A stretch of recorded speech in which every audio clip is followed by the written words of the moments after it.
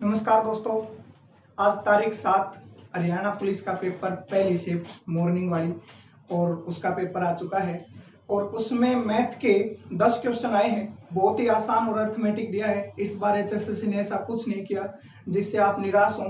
तो मैथ आया है 10 नंबर का, 10 नंबर की रीजनिंग आई है।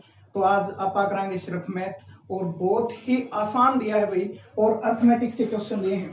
तो चलिए शुरुआत करते हैं। हम सबसे पहले पहला क्वेश्चन करते हैं।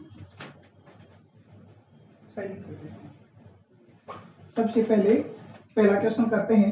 पहला जो प्रश्न है वो है किसी भी संख्या का 1/5 उसी संख्या के 1/7 से 10 अधिक है। देखो, किसी भी संख्या का 1/5 उसी संख्या के 1/7 से 10 अधिक है। क्या है भाई? 10 अधिक है। ठीक है, किसी भी संख्या के 1/7 से 10 अधिक है।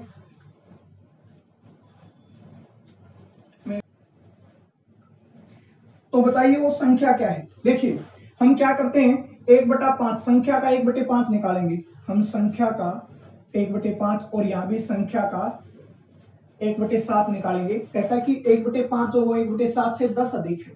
तो हम क्या करेंगे, इन दोनों का एलसीएम ले लेंगे और उसे मान लेंगे संख्या। जैसे मैंने कहा, संख्या कितनी है भाई? संख्या जो है हमारे पास वो 5 और 7 का एलसीएम है, यानी कि 35। ठीक है, अब क्या करेंगे, 35 का हम एक बार 1/5 निकालेंगे, कितना आ गया भाई? 7। और एक बार 35 का हम 1/7 निकालेंगे, कितना आ गया भाई? 5। अब मैंने देखा 7 5 से कितना अधिक है? कितना अधिक है 7 5 से? 7 जो है वो 5 से 2 अधिक है और ये कह रहा है 10 अधिक है। तो 2 की वैल्यू 10 होगी, 1 की वैल्यू 5 होगी। उसने कहा संख्या क्या है, जो कि हमने 35 मानी है 35। तो मैं कह दूंगा कि 35 का मान क्या होगा, तो 35 इंटू 5 कितना हो जाएगा हमारे पास? ये 175 हो जाएगा। कितना आ जाएगा भाई? 175। इसका आंसर है वो 175 है। इसके बाद अगला जो क्वेश्चन है हमारा, वह न्यूनतम धनात्मक, मतलब कम से कम धनात्मक मतलब पॉजिटिव, वो कम से कम पॉजिटिव पूर्णांक का मतलब इंटीजर, वह न्यूनतम धनात्मक पूर्णांक ज्ञात करे जिससे 392 को गुणा करें तो जो परिणाम है। उसने कहा कि एक संख्या है 392, 392, कहता है कि इससे गुणा करें तो वो पूर्ण वर्ग बन जाए, कंप्लीट स्क्वायर बन जाए। वह कम से कम धनात्मक, इसका मतलब है कि एक तो कम से कम होना चाहिए, धनात्मक मतलब पॉजिटिव होना चाहिए, पूर्णांक का मतलब इंटीजर होना चाहिए। ठीक है ना? तो वो इंटीजर कम से कम बताना है जिससे इसकी गुणा करें और ये पूर्ण वर्ग बन जाए। जब भी हमें पूर्ण वर्ग चाहिए होता है, हम इसके गुणनखंड कर देंगे अभाज्य गुणनखंड विधि से। तो क्या होंगे, 2 से हमने किया तो 2 एकम 2, 2 नीम 18, 2 छिक 12, फिर 2 से 2 नीम 18, 1 2 8 16, फिर 2 से 49, फिर 7 से 7, फिर 7 से 1। जब भी आपको कंप्लीट स्क्वायर चाहिए होता है ना, पूर्ण वर्ग का मतलब पावर 2, तो मैंने इन दोनों की गुणा करी, पावर 2 हो जाएगी 2 की। 7 की 2 बार गुणा 2 हो जाएगी। तो जब भी आपको कंप्लीट स्क्वायर यानी कि पूर्ण वर्ग चाहिए होता है तो 2 के जोड़े बनाने होते हैं। तो देखो यहाँ पे जोड़ा बन गया 2 का, 7 का बन गया, ये 2 अकेला रह गया। तो अगर इसमें 1 2 और होता तो 2 का भी जोड़ा बन जाता। तो मैं कह दूंगा कि किससे गुणा कराएंगे भाई? इसकी 2 से गुणा कराएंगे। इसकी किससे गुणा कराएंगे? 2 से गुणा कराएंगे। तो इसका आंसर होगा 2। ऑप्शन में दे रखा था आपका, आराम से टिक कर देना, 2 आंसर आएगा इसका। इसके बाद थर्ड जो क्वेश्चन है हमारे पास, तीसरा, वो है कि एक व्यापारी वस्तु को 105 रुपए में बेचता है तो 9% हानि होती है। 30% लाभ कमाने के लिए उसे कितने रुपए में वस्तु को बेचना होगा? अब देखना भी आराम से। उसने कहा 105 रुपए में बेचा, 9% हानि होगी। जब भी हम कोई वस्तु खरीदते हैं या बेचते हैं तो जब भी लाभ आने का चैप्टर आता है तो हम जो टोटल है उसे 100% मानते हैं और टोटल हम मानते हैं क्रय मूल्य को, यानी कि कॉस्ट प्राइस सीपी को। अब मैं मान लेता हूं कि उस वस्तु का सीपी यानी कि क्रय मूल्य वो कितना है भाई? 100% है। कितना है? 100%। अगर उसे 9% हानि हुई है, अगर उसे 9% का नुकसान हुआ है, तो इसका मतलब ये हुआ कि उसने वस्तु को 91% में, 91% में बेच दिया। 9% हानि हुई, 100% का हमने खरीदा था तो कितने परसेंट में बेच दिया भाई? 91% में। वो कह रहा है ना 105 रुपए में बेचा गया है, तो इसका मतलब 91% की वैल्यू 105। 1% की वैल्यू बटे 91, और उसे चाहिए कितना भाई? 30% लाभ, तो उसे चाहिए 30% लाभ। 30% लाभ चाहिए उसे। अगर आपको लाभ चाहिए तो सीधी सी बात है भाई, 100% की कोई चीज खरीदी है और मुझे अगर 30% लाभ चाहिए तो मैं क्या करूंगा? मैं 30% उसमें ऐड कर दूंगा। भाई खरीदा 100% का, लाभ चाहिए 30%, तो मैं कितने में बेचूंगा? 130% में। तो मैं डायरेक्ट 130% की वैल्यू निकाल दूंगा, तो 130। 7 से 13 सत्ते 91, 13 हो गया। और 7 से ये कितना हो जाएगा? 7 एकम 7, 3, 7 पंजे 35, 15 सत्ता 105, और 13 से ये 10। इसका आंसर कितना आ जाएगा? 15 और 10 की गुणा 150 रुपए। क्यों? क्योंकि देखो सीधी सी बात है, 9% आनी हुई, 91% में बेचा, और इसी आनी पे रुपए मिलते हैं 105, तो इसका मतलब 91% बराबर है 105 के। 1% की वैल्यू बटे 91। अगर आपसे क्रय मूल्य पूछा होता तो आप 100% की वैल्यू निकाल देते, लेकिन उसने कहा 30% लाभ होना चाहिए, तो आप 130% की वैल्यू निकाल दो, जो कि हमारे पास कितनी आ जाएगी? 150 रुपए। ये था हमारा थर्ड क्वेश्चन। देखो कितने आसान आसान क्वेश्चन दे रखे हैं। इस बार तो बिल्कुल एचएसएससी ने मौज कर दी हुई मैथ वालों की, वरना हर बार बेइज्जती मैथ वालों को ही करवानी पड़ती थी, है ना। जब भी पेपर आए मैथ वालों को ये लगता था कि क्या देंगे पता नहीं। आज भी बहुत डर लग रहा था। यदि ब्याज वार्षिक और अर्धवार्षिक समायोजित किया जाए, कहने का मतलब अगर इंटरेस्ट को हाफ ईयरली और क्वार्टरली जोड़ा जाए तो 5,000 रुपए की राशि पर 4% वार्षिक दर से और 1.5 साल के चक्रवृद्धि ब्याज का अंतर क्या होगा? देखो क्वेश्चन फिर सुनो। यदि ब्याज वार्षिक और अर्धवार्षिक समायोजित हो तो 5,000 रुपए की राशि यानी कि प्रिंसिपल पर 4% रेट यानी कि दर से 1.5 वर्ष का 1 से 1/2 वर्ष का चक्रवृद्धि ब्याज कंपाउंड इंटरेस्ट में अंतर क्या होगा? अब आप कहोगे कि चक्रवृद्धि ब्याज में अंतर। देखो दो तरह का क्वेश्चन है। उसने कहा कि जो धनराशि है ना वो 5,000 रुपए, धनराशि कितनी है भाई? 5,000 रुपए। फिर उसने कहा कि यही धनराशि है सेम, मतलब 5,000 रुपए, है ना। उसने कहा कि दर जो है ना वो है, अगर मैं यहां लिख लेता हूं, दर है वो है 4% और समय है 1.5 वर्ष यानी कि 1 से 1/2 वर्ष, 1.5 वर्ष। 4% वार्षिक, और वार्षिक का मतलब होता है कि 1 साल का ब्याज जो है, 1 साल का ब्याज है 4%। उसने कहा ब्याज जुड़ेगा एक बार तो पूरा साल पे, एक बार 6-6 महीने पे। अगर वो आपको समय 1.5 वर्ष देता है, कितना देता है भाई? 1.5 वर्ष। तो देखो पूरा साल पे ब्याज जुड़ेगा तो 1 साल का अलग जुड़ेगा, आधे साल का अलग।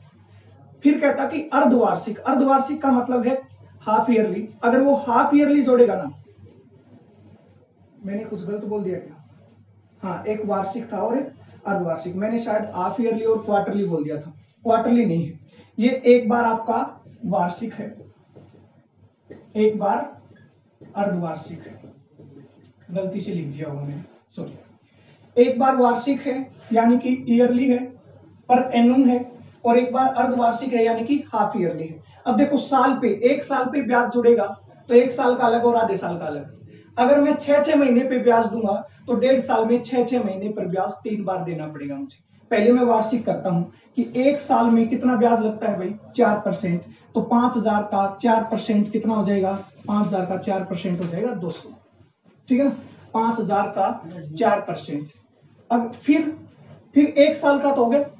अब 1 साल आगे पूरा नहीं है, आधा साल है। मैंने देखा कि 1 साल का ब्याज 4% है तो आधे साल का 2%। अब वो 2% ब्याज है ना, जैसे ही अगले साल पे जाते हैं चक्रवृद्धि ब्याज में, तो वो 2% ब्याज इस पे भी लगेगा, इसका 2% 100, और वो 2% ब्याज इस पे भी लगेगा, तो इसका कितना हो गया भाई? 4। इस हिसाब से टोटल ब्याज जो हो गया वो कितना हो गया? 304। अब यही ब्याज आपको 6 महीने में देना है। यही ब्याज कितने दिन में देना है? 6 महीने में। अब मैंने देखा साल की जो दर है ना वो 4% है, मतलब 1 साल में ब्याज 4% लगता है, तो 6 महीने में यही ब्याज 2% हो जाएगा, और 6 महीने में ब्याज दूंगा तो मुझे 3 बार ब्याज देना पड़ेगा।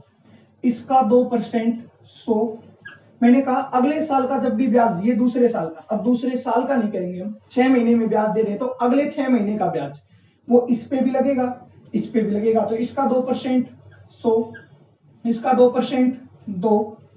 अब आगे जो ब्याज लगेगा ना वो इस पे इस पे इस पे इस पे सभी पे लगेगा, तो वो कितना हो जाएगा, इसका 2% 100, इसका 2% 2, इसका 2% 2 और इसका 2% 0.04। ठीक है। अब मैंने देखा कि इन दोनों का अंतर बताना है, ये 304 है, देखा 100 200 300 302 304, तो यहां तक 304 होगा, तो इसका मतलब ये, तो इससे कैंसिल 304 ये 304 ये, बाकी जो बचा वो इनका अंतर है, बचा क्या 2 और 0.04, तो ये बचा 2.04 रुपए, इतना अंतर है दोनों ब्याज में, वार्षिक और अर्धवार्षिक वाले में। ठीक है ना, ये था चौथा क्वेश्चन। इसके बाद हमारा आता है भाई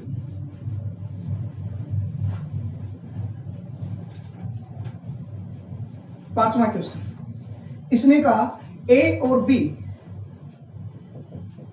बी का रेशो है 2.3 आयु का। किसका है भाई, आयु का, यानी कि इनकी उम्र का जो रेशो है ना वो 2:3 है, और ये कब का है, 4 वर्ष पहले का। तो इसने क्वेश्चन कैसे दे रखा है कि ए और बी का 4 साल पहले आयु का अनुपात 2:3 है, और 4 साल बाद यही अनुपात 5:7 होगा, 4 वर्ष बाद। ठीक है ना, 4 वर्ष बाद यही अनुपात कितना होगा भाई, यही अनुपात होगा 5:7। अब उम्र है ना, उम्र किसी भी टाइम की हो, दो जनों में अगर जब भी कंपैरिजन करोगे ना, तो एक बात हमेशा याद रखना चाहिए, अगर ये बात सोच लो कि दो जनों का कंपैरिजन है और उम्र की बात हो रही है, वो चाहे आज कर लो चाहे 10 साल पहले या 10 साल आगे, उन दोनों जनों का जो डिफरेंस है ना, बीच का जो अंतर है वो हमेशा सेम रहता है।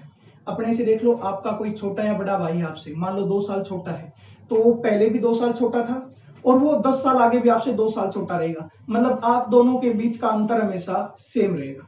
तो वो चाहे 4 साल पहले हो चाहे यहाँ, इन दोनों के बीच का अंतर जो है ना वो सेम होना चाहिए हमारे हिसाब से। ठीक है ना, यहाँ है नहीं लेकिन हमारे हिसाब से होना चाहिए। यहाँ जो अंतर है ना वो 1 है और यहाँ जो अंतर है ना वो 2 है, तो मुझे 2 साल का अंतर चाहिए। यहाँ 2 है तो यहाँ भी 2 चाहिए, 2 चाहिए, तो सीधी सी बात है, ये 1 है, इसकी 2 से गुणा करा दूंगा 2 हो जाएगा, तो पूरी इक्वेशन को मैं 2 से गुणा करवा दूंगा, 2 दूनी 4, 2 तिया 6, ये था 4 वर्ष पहले।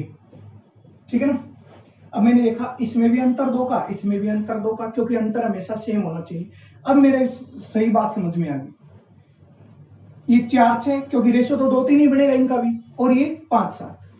अब मैंने देखा कि ये 4 साल पहले था, ये 4 साल बाद है, तो यहां से यहां तक जाने में, अब सोचो एक 4 साल पहले की बात हो रही है और एक 4 साल आगे की, तो इन दोनों टाइम में कितना डिफरेंस हो गया, 4 साल पीछे ये 4 और ये 4 साल आगे ये 4, तो इन दोनों टाइम में डिफरेंस हो गया 8।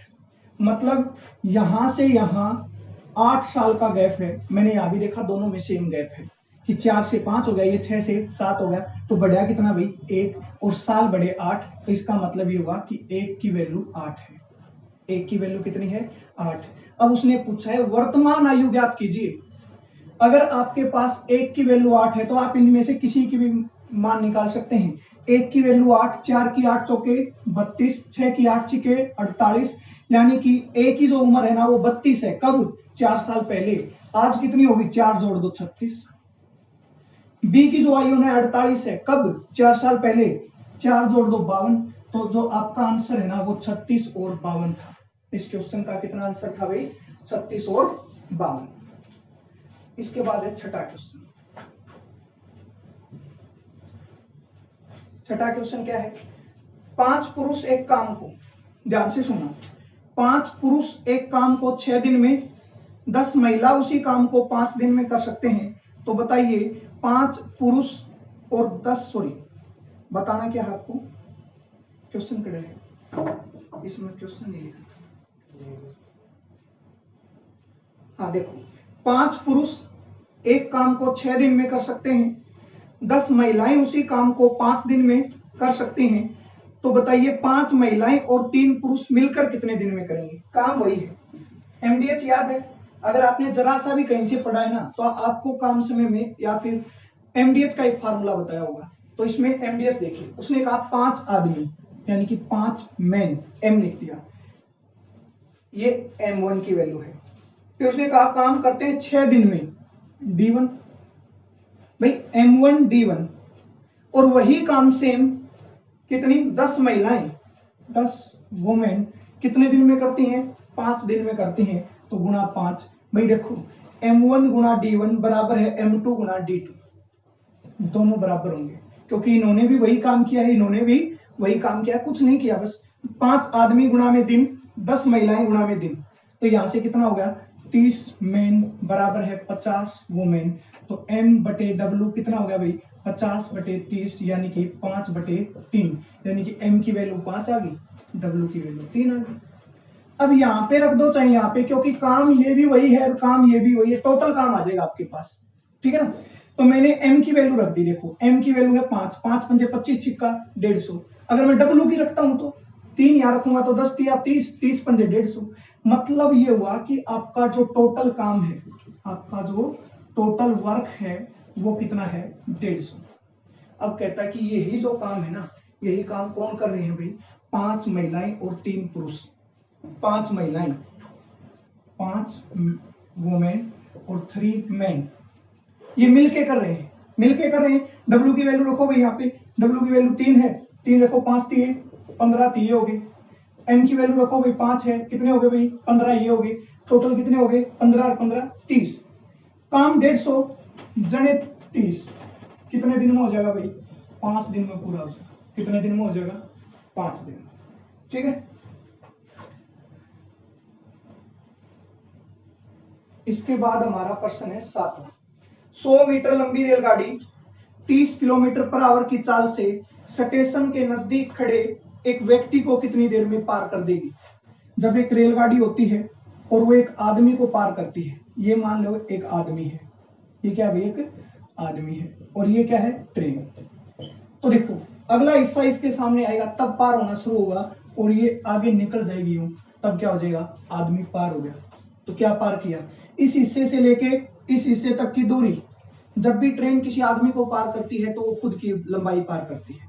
अब इसने क्या कहा 100 मीटर लंबी रेलगाड़ी, पहली बात आदमी को पार करना है और गाड़ी 100 मीटर लंबी है, तो दूरी जो होगी ना वो कितनी होगी भाई 100 मीटर ही होगी, ठीक है। चाल चाल 30 किलोमीटर पर आवर, मीटर पर सेकंड बनानी है तो 30 गुणा 5 बटे 18, 6 3 18, 6 पंजा 30, 25 बटे 3 मीटर पर सेकंड बना दी मैंने चाल की। क्यों बना दी भाई, क्योंकि ये मीटर में था, यू किलोमीटर में था, तो मैंने मीटर पर सेकंड बना दिया। और चाल में आपको याद होगा कि मीटर पर सेकंड बनाने के लिए 5 बटे 18 गुणा में किया जाता है। क्यों का टाइम नहीं है, अभी पेपर है, क्यों में बहुत बड़ी कहानी हो जाएगी। तो 30 गुणा 5 बटे 18। फिर कहता है कितना समय लेगी। अब समय का जो फार्मूला होता है ना वो होता है दूरी बटे चाल। दूरी कितनी है 100 बटे चाल कितनी है 25 बटे 3 कहां चला जाएगा ऊपर, 25 चौके 100, 4 3 12 सेकंड में पार कर देगी। कितने टाइम में पार कर देगी 12 सेकंड, ठीक है 12 सेकंड में पार हो जाएगी। बहुत आसान मैथ दे रखा है, इतना मुश्किल नहीं है, आराम से बैठ के करोगे, क्योंकि वैसे भी हरियाणा में ना टाइम होता है हमारे पास बहुत। अगला क्वेश्चन है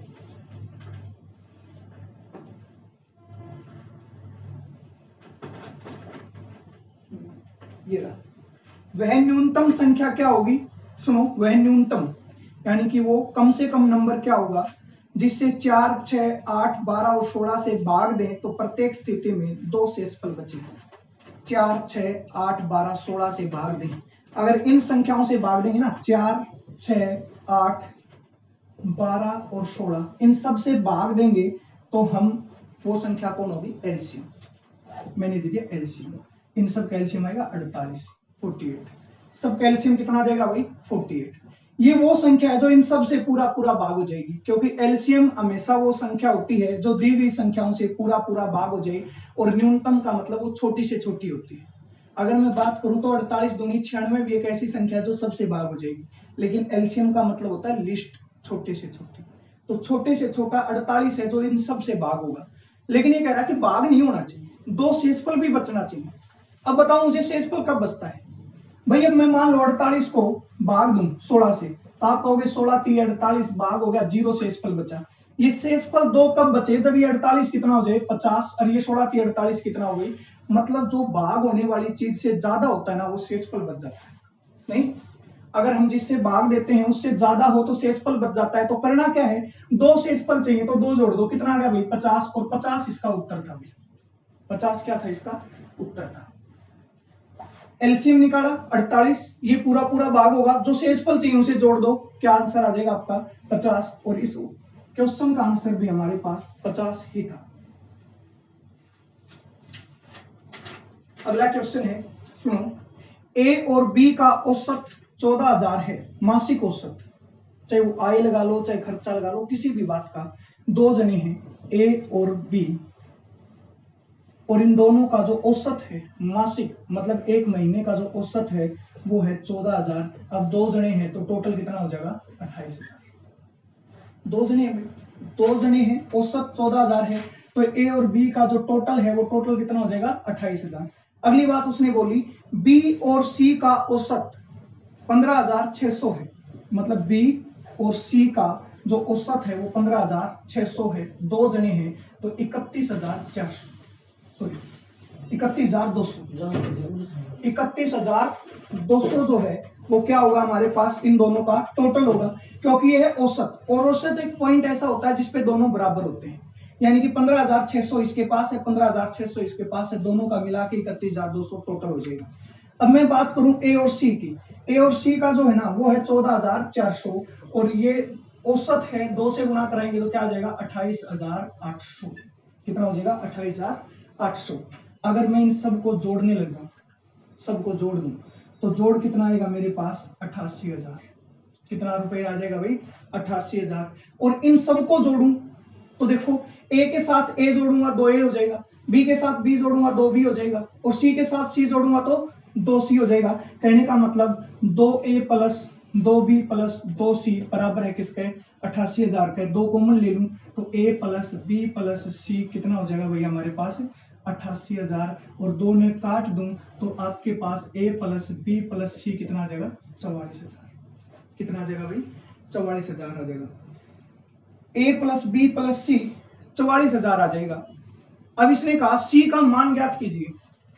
भाई देखो ए बी सी तीनों का जोड़ 44,000 है, अगर यहां से ए बी का घटा दूंगा तो सी का आ जाएगा, बी सी का घटा दूंगा तो ए का आ जाएगा, और ए और सी का घटा दूंगा तो बी का आ जाएगा। इसने सी चाहिए तो ए और बी का टोटल घटा दो, 28,000 घटा दो, यहां से 28,000 घटा दो, कितना आ जाएगा 14 में से 8 का 6 16,000, कितना आ जाएगा भाई 16,000। तो सी की आई कितनी है 16,000 है।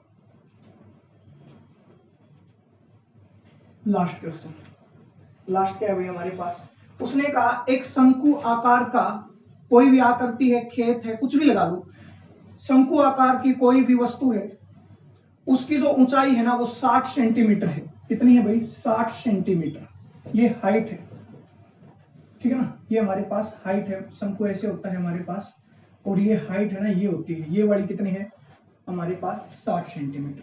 फिर उसने कहा कि उसका जो व्यास है डायमीटर है वो है 32, डायमीटर मतलब ये वाली वैल्यू, ये सारी हमारे पास कितनी है भाई, सॉरी 32 नहीं 64, कितना है भाई 64 सेंटीमीटर है। तो इसकी जो रेडियस है यहां से यहां तक रेडियस जो होती है वो डायमीटर की आधी होती है, तो कितनी हो जाएगी 32 सेंटीमीटर हो जाएगी। अगर मैं आप ध्यान से देखोगे ना इस बात को, तो ये जो बना ना, ये जो बना, ये एक राइट एंगल ट्रायंगल यानी कि समकोण त्रिभुज बनी।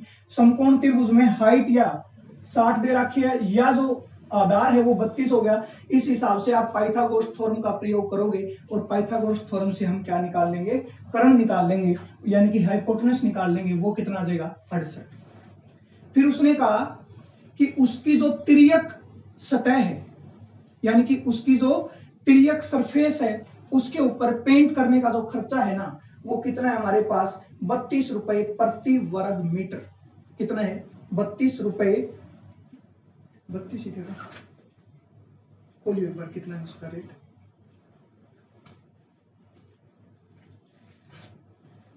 तिर्यक सतह कौन सी होती है, तिर्यक सतह को क्या बोलते हैं भाई? वक्र पृष्ठ बोलते हैं, यानी कि कर्व्ड सरफेस एरिया बोलते हैं तिर्यक सतह को। तिर्यक सतह को क्या बोलते हैं भाई? Curved surface area. तो यहां से उसने पूछा है, हाँ 35 था। 35 रुपए प्रति मीटर स्क्वायर का खर्चा आता है। तो पहले वक्र पृष्ठ निकाल लो। वक्र पृष्ठ क्या होता है भाई? कर्व्ड सरफेस एरिया होता है पाई आर एल। क्या होता है? पाई आर एल। पाई होता है 22/7 गुणा में आर। आर कितनी है? 32 सेंटीमीटर है, और खर्चा है ना वो है 35 रुपए। 35 रुपए प्रति वर्ग मीटर। मीटर में है तो इसका मतलब इसकी मीटर बना लो, बटे में 100। इसकी हाइट है 60 सेंटीमीटर, सॉरी हाइट नहीं लेनी हमने, एल ये लेनी 68। इसके भी बटे में क्या कर देंगे? 100 कर देंगे। अब यहाँ पे यहां तक किया हमने, ये हमारे पास आ गया वक्र पृष्ठ, और ये हमारा आ गया मीटर में, इतना एरिया है। और वो कह रहा है कि 1 मीटर स्क्वायर का खर्चा है 35, तो इतने का खर्चा कितना हो जाएगा भाई? गुणा में 35। और इनकी जो गुणा है ना वो पूरी नहीं आती, इनकी जो गुणा आती वो आती है 23,940। जब काटते हैं हम इनको तो 7 से 5 और इनकी सबकी गुणा कराते हैं तो 23,940 आती है। 40 नहीं सॉरी 30। कितनी आती है भाई? 30। फिर हमारा 1 2 3 4 के बाद पॉइंट लग जाता है, 4 के बाद पॉइंट लग जाता है 23,900। करिए एक बार गुणा कितनी आएगी?